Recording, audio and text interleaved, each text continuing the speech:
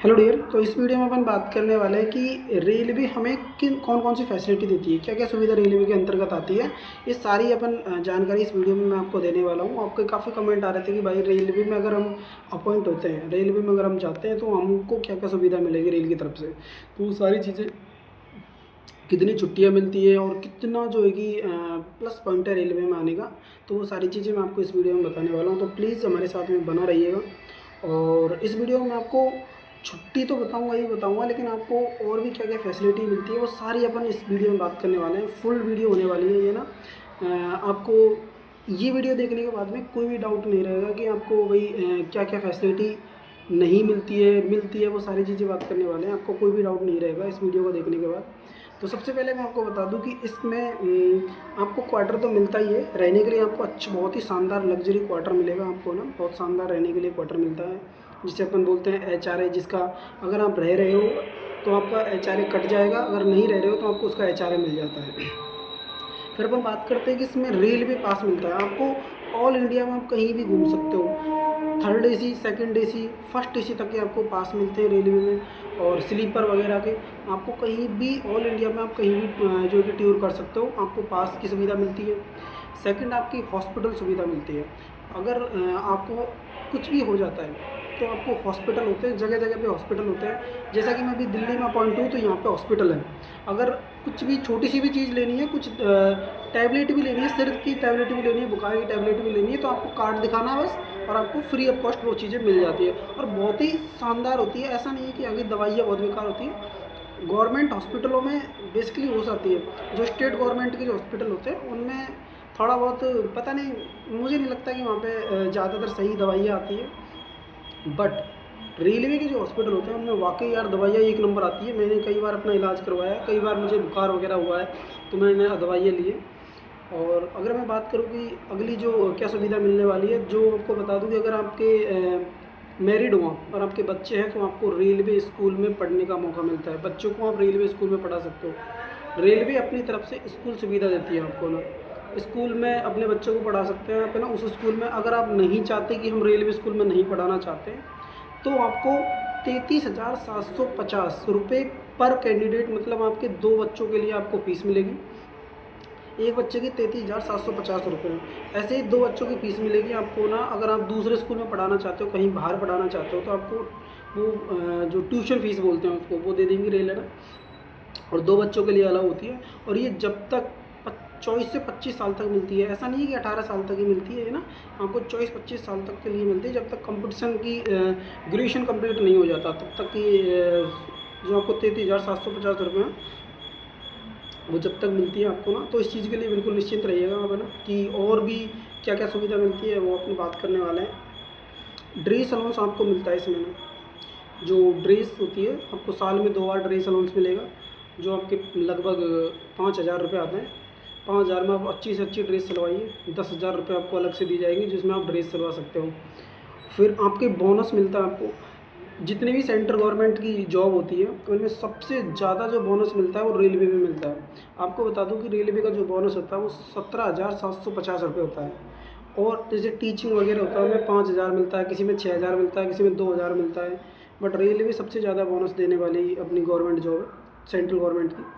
17,750 रुपये। अगर मैं दूसरी चीज़ की बात करूँ और क्या क्या मिलते हैं इसमें आपको, देखिए साबुन, सर्फ, जूते, गिलास, सारी चीज़ें मिलती है रेल की तरफ से आपको। हर महीने आपका पैकेज आता है जिसमें साबुन होता है, सर्फ होता है, कांच के गिलास होते हैं, कप होते हैं, वो सारी चीज़ें मिलती हैं हमको ना यहाँ पे। वो डायरेक्टली आपका पूरा पैकेट आता है।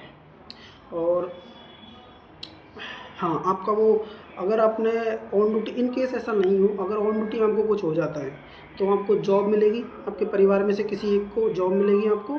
और 1 करोड़ का जो कि 1 करोड़ रुपये मिलने वाले हैं आपको ना। ये सारी चीज़ें आपको रेल प्रोवाइड करती है। अगर आपकी सिस्टर के हस्बैंड नहीं है, अगर आपके जीजा जी एक्सपायर हो गए तो जो सुविधा आपको मिल रही है वो सारी सुविधा रेल आपकी सिस्टर को देगी। अगर आपके पिताजी एक्सपायर हो चुके हैं, इन फ्यूचर ऐसा नहीं हो बट अगर हो जाते हैं तो आपकी मम्मी को भी ये सुविधा मिलती है।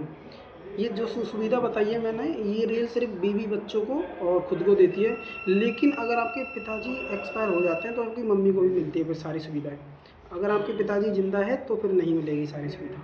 अगर आपके जीजा जी ज़िंदा है तो सिस्टर को नहीं मिलती है, ठीक है।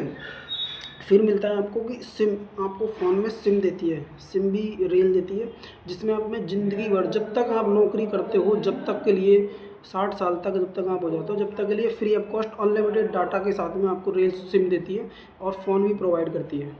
लेकिन वो फ़ोन हर कोई रखता नहीं है, फ़ोन तो आजकल बंद कर दिए हैं, बट सिम आपको देती है, ठीक है। और दूसरी बात आपको हाँ, प्रमोशन की अगर बात करूँ तो इसमें हर 2 से 3 साल में अगर आपका अच्छा कोई रिमार्क नहीं है, अगर आप कोई भी गलती नहीं है आपकी, तो 2 से 3 साल में आपका अच्छा प्रमोशन हो जाता है इसमें ना। तो रेल में काफ़ी सुविधाएँ हैं भाई, अगर आप आना चाहो तो बिल्कुल। और अगली चीज़ मैं बताऊँ कि अगर आपने एक ड्यूटी टाइमिंग होता है 8 घंटे, अगर आपने 3 घंटे ज़्यादा काम कर दिया तो आपको एक सीआर बन जाता है, अगले दिन आपको छुट्टी मिलती है उसकी ना, या फिर आप पेमेंट ले लो, ये सारी चीज़ें मिलती हैं। और अभी काफ़ी भाइयों के वो होते हैं कि आपको वही मतलब जो सैलरी बनती है वो किस किस बेसिस पे बनती है। तो आपको बता दूं कि एचआरए मिलेगा आपको सैलरी में, हाउस रेंट अलाउंस, अगर आपने क्वार्टर नहीं ले रखा है तो आपको टीए मिलता है, ट्रांसपोर्ट अलाउंस, दूसरा टीए मिलता है ट्रेवलिंग अलाउंस, तीसरा मिलता है डियरनेस अलाउंस, फिर मिलता है आपको नाइट ड्यूटी अलाउंस, फिर मिलता है आपको एनएच मिलता है, रिस्क अलाउंस मिलता है।